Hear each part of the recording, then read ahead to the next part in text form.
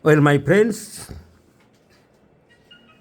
I have repeatedly told you that many diseases are psychosomatic origin, and Hahnemann clearly described in the aphorisms within 210 to 230 that many mental diseases are not true, false mental diseases, which caused many somatic diseases or bodily or corporeal diseases.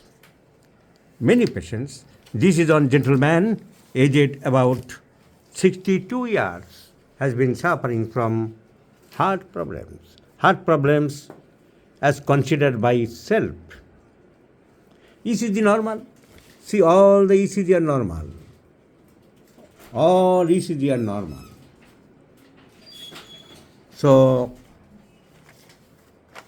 generally, many allopathic physicians are very dangerous nowadays.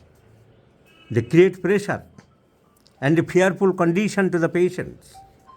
You are seriously suffering from heart disease, bypass is necessary, etc., etc. And the patient generally becomes fearful, anxious, nervous, frustration. So like this gentleman, he has considered himself has been suffering from heart diseases. So the publics of the society must be well aware about the simple diseases of the heart, kidney, lung, liver, brain, etc. So the public education is very much essential for the interest, for the benefits of their own. About the heart disease, they must have to know the heart is a muscular pump which propels the blood throughout the body. And the arteries are the pipelines by means of which fresh blood is carried to all the organs and tissues of the body. The used blood is returned to the heart by the pipes known as veins. The blood in the arteries has been oxygenated in the lungs and supplies the tissues with oxygen necessary for metabolism. Arterial blood is bright red because of its oxygen content. The blood in the veins contains carbon dioxide, the waste product of the metabolism, and venous blood is so darker in color than the arterial blood because of the lack of oxygen. Because of the lack of, কিছু শুনছেন না আপনি মন দিয়ে, lack of oxygen in it. The exchange of oxygen for carbon dioxide takes place while the blood is in a fine network of vessels known as network of vessels. Artery যেখানে শেষ হচ্ছে আর when যেখানে আরম্ভ হচ্ছে তাকে বলা হয় capillaries. আর্টারির শেষ পোর্শনকে বলা হয় আর্টারিওলস, আর ভেন যেখানে আরম্ভ হচ্ছে তার শেষ পোর্শনকে বলা হয় ভেনিউলস। বলো ভেনিউলস। আর এই জয়েন্টকে বলা হয় capillaries, which connect the arteries with their vein. এসব অনেকবার বলেছি, repeatedly I have told the right ventricle drives venous blood through the lungs to be oxygenated. The left ventricle propels fresh oxygenated blood through the body. This continuous process is known as circulation. And when this circulation becomes stopped, এই circulation fail হয়ে গেলে চারটি ওষুধের দরকার। এই ধূপ, খাট, ফুলমালা, এই চারটি ওষুধ তখন লাগবে।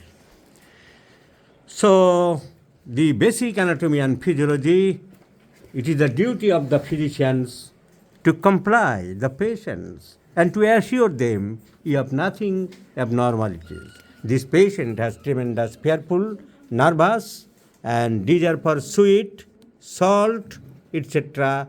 And there is no true heart disease, and there is every bad news aggravates, tremendous anxiety, weeping disposition, even he is a male candidate, memory weak, so our medicine is simply medullum.